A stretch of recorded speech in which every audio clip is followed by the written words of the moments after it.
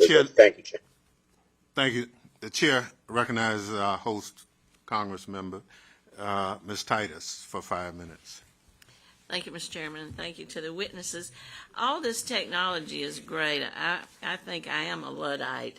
I'm not sure about the Reverend, but I'm low tech, so I appreciate what all you all do.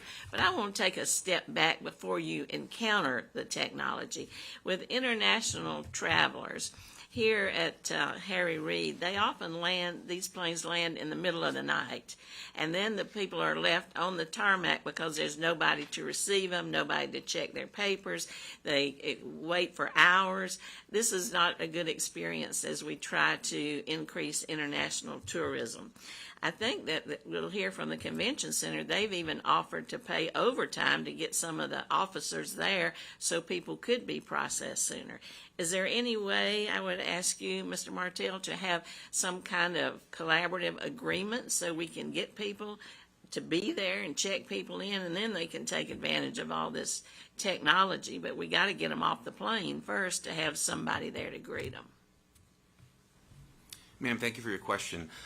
Yes, well, we work very closely with the airlines as well as the convention center to ensure that any air carriers or flights that are coming in not only have approved landing rights, but that we're coordinating the arrival time so that no one is left waiting on board and people are allowed to come into the Federal Inspection Service area. We historically have adjusted our hours when requested to help accommodate that. But we've also established the reimbursable services program here at Harry Reid.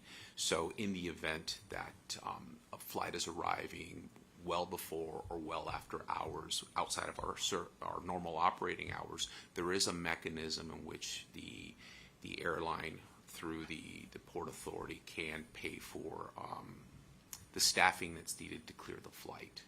Again, we do our best to try to do that on shift or with our own resources, but when in situations where we need to, we will rely on the RSP program.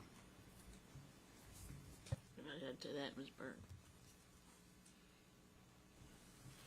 I believe with arrivals, we actually staff 24 hours a day, and we look at flight schedules beforehand so that we know exactly what carrier arrival patterns are, so that we're in a position to be able to have people available to do any processing. Perhaps an international group has a connection and they're going on to another destination. We will always have the staffing available because of the fact that we do staff 24 hours a day.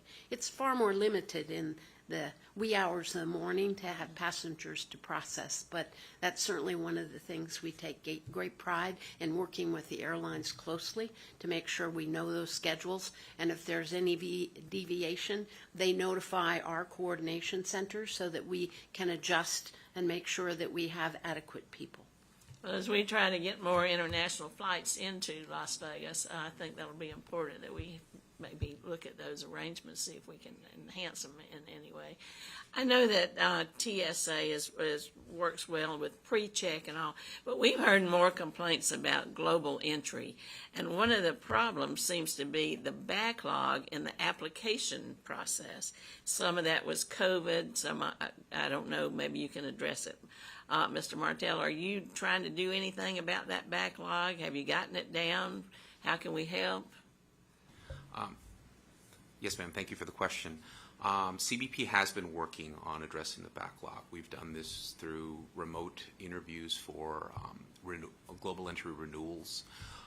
We have been advocating enrollment on arrival at over 100 airports. So, as I said, we've processed roughly 160,000 travelers that way, but we're also expanding our enrollment centers. So we're opening up new enrollment centers at different locations. And within my AOR, we're opening up 2 new enrollment centers to help adjudicate and reduce the backlog. So we're actively involved, and that's happening across the nation at different ports of entry. Okay, thank you. One last question, going back to Mr. Langerman, talking about the privacy and the technology. It's often whack-a-mole. You come up with a new technology and then the criminal elements learn how to take advantage of it, and then you got to keep moving. Have you had this experience? How do you deal with it? Is it a problem? Both of you? I was going to say for TSA, we continually test. In fact, an example that we gave yesterday was we had law enforcement come with a bag full of fake credentials, and some of them very sophisticated.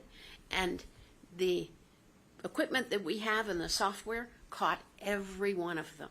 So the ability to be accurate has gotten to be very sophisticated, and very limited opportunity for people to be able to access with fake credentials. Ma'am, on the CBP side, I agree with Ms. Burke. Our technology actually has improved our ability to detect imposters, to detect false documents. The facial comparison technology is phenomenal, and it rules out the human error part. So I would say, if anything, this technology has been put in place to enhance security and to ensure that we are addressing those very same concerns. Thank you. Thank you, Mr. Chairman.